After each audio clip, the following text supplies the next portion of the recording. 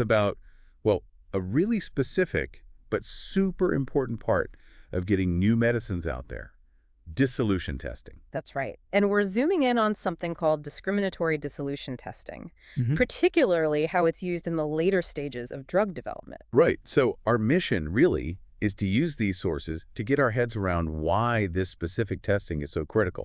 How do they actually, develop these tests, and what difference does it really make? Exactly. We want to see how it impacts getting treatments from the lab bench to, well, to you, the patient. Okay, so where do we start? Maybe with the history. How did dissolution testing even become a thing in pharma? I gather there's a bit of a story there. Oh, definitely. The sources point to a pretty dramatic origin. It involves serious side effects from what seems like a tiny change in a medicine. Really? Like what? Yeah, the historical case involves phenytoin, an anti-seizure drug. A manufacturer just swapped one inactive ingredient, the filler calcium sulfate, for lactose. Seemed minor, but suddenly patients started experiencing serious toxicity. The drug was being absorbed way faster than expected. Wow. Just changing a filler. Yeah. That's quite something. So that was the trigger. Regulators like the FDA stepped in. Precisely. That incident made them realize they needed a way to check that even subtle manufacturing changes didn't mess with how the drug actually works in the body. Makes sense. You need a safety check. And that led directly to formal dissolution testing. They introduced standard methods, the USP Type 1 basket method in '71, then the Type 2 paddle method. Okay, so initial tests. Was it just basic QC back then? Like, does the tablet dissolve, yes or no? Pretty much, yeah. A simple quality check at first. But the sources show it got more complex over time. Absolutely. Regulators started pushing for more sophistication. They brought in statistics to compare how a drug dissolves over time, the dissolution profile. Ah, so not just if it dissolves, but how fast and how much. Exactly.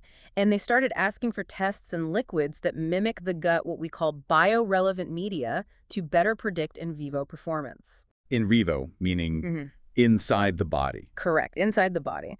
And the guidelines became more tailored, depending on the drug itself. Is it immediate release, extended release, and its properties based on the biopharmaceutics classification system, the BCS. Okay, hold on. BCS classification. Can you break that down quickly? Why does that matter for dissolution testing? Sure. It's basically a way to categorize drugs into 4 types based on 2 key things: how well they dissolve in water, their solubility, and how well they pass through the gut wall into the blood, permeability. Got it. Solubility and permeability. And for dissolution, solubility is the big one. A highly soluble drug might dissolve easily anywhere, but a poorly soluble drug, like one in our case studies that's practically insoluble in water, well, that needs very specific test conditions to make it dissolve in a way that tells you something useful about how it'll behave in the body. So the BCS class tells you how tricky developing the test might be. Definitely. It directly influences the challenge. Okay, so the test evolved from does it dissolve to does it dissolve consistently, and does that predict what happens in the body? Yes, and crucially, a requirement emerged that the sources really emphasize. The method needs discriminatory power. Discriminatory power. Okay, this sounds key. The sources say just showing consistency isn't enough anymore for regulators. Why not? What's the difference? Well, think about it. Consistency just means batch after batch looks similar according to a basic test. Your process is stable. Right, reproducible. But a discriminatory test is much sharper. It can pick up on subtle variations, maybe in the raw materials, maybe tiny shifts in manufacturing, like temperature or mixing speed things. A basic test would completely miss. Ah, clear. And those subtle differences, while maybe not obvious, could potentially change how the drug dissolves and gets absorbed, affecting safety, affecting efficacy. So the FDA now wants proof your test can spot those potentially meaningful variations. Right. It's like you need a really sensitive detector, not just a pass-fail check. Something that flags potential problems even if everything looks okay on the surface. That's a good way to put it. You need that sensitivity. But here's the puzzle the sources point out. Developing this kind of really good discriminatory test often gets pushed back, delayed until quite late in development. Why would that happen if it's so important? Yeah, it's a common challenge. The sources suggest that under the gun, time-wise, especially early on, or maybe with generics or these 505(b)(2) applications, the focus is just finding any conditions where the drug dissolves. achieving what's called sink conditions. Sink conditions, Yeah. meaning enough liquid so it all dissolves eventually? Exactly. Like So- dissolving sugar in a swimming pool versus a teacup, just making sure the solution doesn't get saturated. Okay. But developing the really predictive discriminatory method, the one that acts as a reliable stand-in for what happens in the body and can catch those subtle flaws, that often gets deferred, sometimes until after the big clinical trials are done or even when regulators are already reviewing the file. Even though, as the source states clearly, getting this done earlier, say, late phase 2 or early phase 3, could speed things up significantly, like shave months off the approval time. It really could. The white paper argues quite strongly that having that discriminating method earlier gives you crucial understanding before you scale up manufacturing or run those huge, expensive, pivotal trials. So it helps avoid problems later. Yes, and potentially speeds up the whole NDA, the new drug application process, by maybe 3 to 6 months. So it does feel like a paradox, doesn't it? Everyone knows it's valuable, saves time in the long run, but it still gets delayed. Maybe it's just that early pressure. Focus on the immediate hurdles. That seems to be part of it. Maybe also underestimating the complexity or the resources needed until the regulator asks for it specifically. Okay, let's make this more concrete. Let's dig into those 2 case studies you mentioned from the sources. The first one, a small molecule for multiple sclerosis, immediate release. Right, an immediate release capsule. Seemed pretty straightforward, good water solubility. So for their early phase 1 trials, they used a standard test. USP type 2 paddle, simple buffer solution, typical early stage stuff. The goal then was just showing consistency between their small development batches and the ones used in the clinic. Standard practice. Okay. But then things changed. Yes. Later on, during pre-NDA discussions, the FDA looked at that test and basically said, hold on, we need evidence this has sufficient discriminatory power. The standard method wasn't going to cut it for the submission. So even though they were already in phase 3, they had to circle back and develop a better test. Exactly. Late in the game, the source describes a really systematic approach they took. They started by analyzing what they call critical material attributes, the properties of the ingredients, and critical process parameters, stuff like mixing speeds, temperatures during manufacturing. Trying to figure out what could potentially vary and affect dissolution. Precisely. And based on that, they actually manufactured 9 special aberrant batches alongside their main clinical batch. Aberrant batches. You mean they deliberately made batches that were a bit... That's exactly it. Sounds weird, maybe, to make bad batches on purpose. Yeah, a little counterintuitive. But it's crucial for proving discrimination. You need to show your test can actually fail a batch when you know there's a specific, meaningful difference in it. It's like stress testing the method. Okay, that makes sense. So they made these deliberately varied batches. Then what? Then they tested them using different potential dissolution media, comparing them to the reference batch using something called the similarity factor, or F2 test. F2 test, what does that tell you? It's a statistical comparison of 2 dissolution profiles. The curves showing how much drug dissolves over time. It spits out a number from 0 to 100. Okay. 100 means identical profiles. The FDA generally considers a score over 50 to mean the profiles are similar. So they use this F2 value to see if the aberrant batches dissolve differently from the reference batch in various test liquids. And did they find a test condition that worked? That could spot the differences. Yeah. Yes. The results showed one particular media composition was highly sensitive. It successfully discriminated, meaning some of those aberrant batches had F2 scores well below 50 compared to the reference. Their dissolution was clearly different. Great. So they found a sensitive medium. What next? Did they refine it? They did. They used a design of experiments approach, a structured way to test lots of variables efficiently to fine-tune the method parameters, like the paddle speed. Again, using the F2 test to see how changes affected the discriminatory power, maximizing its ability to spot differences.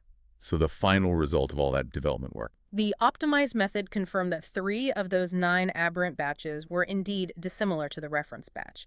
This gave them really important insights into which specific material attributes or process steps were most sensitive and needed really tight control. So even for a relatively simple-sounding drug, those subtle variations mattered, and the original test would have missed them. Developing the discriminatory test, even late, flagged critical factors. Exactly. And the source makes the point. If they'd had this test sorted out earlier, maybe late phase 2, they could have used that knowledge to optimize things before the big trials and scale up, potentially saving time and hassle later. It really highlighted key formulation aspects. Okay, that first case really drives home why just consistent isn't enough. Let's look at the second one. This sounds even trickier. A repurposed prodrug, originally immediate release, now an extended release version for severe COVID-19. Yeah, this is a fantastic example of how vital this testing is for complex situations. Drug repurposing often means big formulation changes. And this drug was challenging anyway. How so? Well, first, it's a prodrug inactive until the body converts it. It was poorly soluble, practically insoluble in water, actually, and it broke down quickly in water-based solutions. The original immediate release version was for short-term use. But for severe COVID, they needed it to work over a longer period, right? Maintain levels in the blood. Exactly. They needed sustained therapeutic levels for 12 hours for twice daily dosing, a totally different goal. So how did they figure out how to make an extended release version work? They used existing clinical data from the original IR form, but also powerful computer simulations PBBK modeling.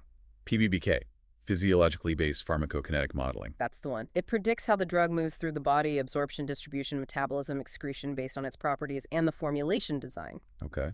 Using that modeling, they predicted an ER form could actually lower the dose needed by about 40%, but still keep the drug level steady over time. So they developed an ER formulation based on that. Right. Designed to release slowly. They did the phase 3 trials. They were successful. But then, like the first case, the FDA challenged their dissolution test too, even for the new ER product. Yes, again, after successful phase 3. Given the drug's tricky properties, its BCS class, and the fact it was now extended release, the FDA said the dissolution method needed to predict in vivo performance and show sufficient discriminatory power. The old test from the IR days just wasn't good enough. Wow. So another situation of having to develop this critical test after the main clinical work was done. How did they tackle it this time, with this complex drug and ER formulation? It was a multi-step process, again using that design of experiments strategy. First, a massive screening of different dissolution media, trying different pH levels, adding different components. Trying to find the right environment in the test tube? Exactly. And they did the screening on both the original IR and the new ER formulations. Crucially, they also measured both the active prodrug and its breakdown product throughout the dissolution. Measuring both makes sense if it breaks down quickly. Absolutely essential. You need to know what's happening to both forms. This screening helped them narrow it down to 2 promising media compositions. Then came surfactant screening. Surfactants, like soaps, to help it dissolve. Basically, yes. They help poorly soluble things dissolve. They tested several surfactants at different concentrations to find one that worked well for both the parent drug and its breakdown product, and also helped show differences between samples. So finding that right combination of media and surfactant is key for these tough compounds. It really is. It's about creating conditions, maybe even exaggerated ones, that reveal those critical differences. Once they had a lead media and surfactant, they did more tests to confirm it was the most discriminatory combination. And then tweaking the actual test machine settings. Correct. Using that chosen media surfactant combo, they optimized the USP type 2 method conditions, temperature, vessel shape, and especially paddle speed, the rotation speed, fine-tuning it for the extended release profile. And I'm guessing more aberrant batches. You guessed it. Gotta challenge the method. Based on a risk assessment, they made 13 different aberrant batches, each representing potential variations in materials or processes. 13 deliberately different batches. Okay. Then they used the final validated dissolution method to test all of them against the clinical trial batches. And the result? Could the final test tell the good from the deliberately off ones? Yes. It confirmed the clinical batches were consistent with each other, showing similarity. But importantly, it clearly showed non-similarity for the relevant aberrant batches. It successfully flagged the critical variations. Strong discriminatory power, even for this complex ER product. That really paints a picture of the intense scientific effort needed, doesn't it? Especially for these challenging drugs and formulations, to get a test that truly means something. It absolutely does. And this case really hammers home the white paper's main argument. Developing that discriminatory method is crucial and often underestimated. Doing it early, late phase 2 or early phase 3 ideally, guides development, ensures quality, and reduces regulatory risk later on. Especially important for complex things like repurposing or those 505(b)(2) pathways. So wrapping this up, what's the big takeaway? We've dived deep into discriminatory dissolution testing. We saw how it grew from a simple QC check, born from a safety scare, into this vital tool for predicting drug performance and speeding up approvals. Yeah, and the case studies really showed the science involved, especially for tricky drugs. And they showed how getting it right, early late phase 2, early phase 3, gives you critical insights, smooths out regulatory bumps, and can genuinely cut months off the time it takes to get medicines to patients. It's a clear demonstration of how deep science and strategic planning are essential in pharma development. It really is. It underlines the technical grit matters. Which leads to a really interesting final thought, doesn't it? Given how clear the benefits are and how much regulators focus on it, why isn't this discriminatory testing always prioritized earlier? Yeah, that's the lingering question. Is it just time pressure, or is it cost? Maybe. Or perhaps not having the specific expertise readily available right at that earlier stage. Something definitely for you, the listener, to mull over based on everything we've explored today.